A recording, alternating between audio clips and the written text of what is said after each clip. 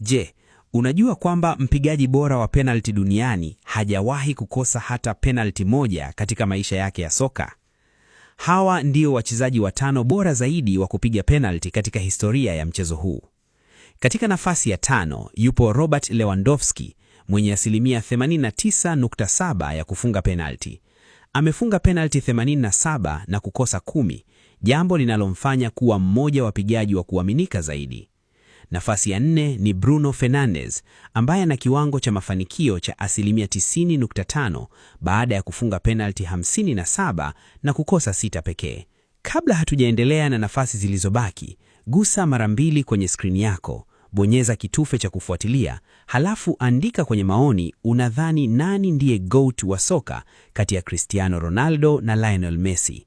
Maoni yatakayopata mwitikio mkubwa zaidi huenda yakamaliza mjadala huo. Katika nafasi ya 3 yupo Joao Pedro mwenye kiwango cha mafanikio cha asilimia 93.3.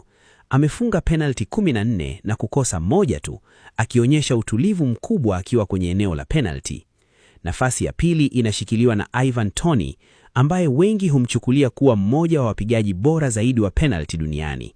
Ana kiwango cha mafanikio cha asilimia 94.7 baada ya kufunga penalti 36 na kukosa 2 pekee. Na katika nafasi ya kwanza yupo Cole Palmer ambaye ana rekodi ya asilimia 100 ya kufunga penalti. Hadi sasa amefunga penalti zote 17 alizopiga bila kukosa hata moja, jambo linalomfanya kuwa miongoni mwa wapigaji wa penalti wenye rekodi ya kipekee zaidi katika soka.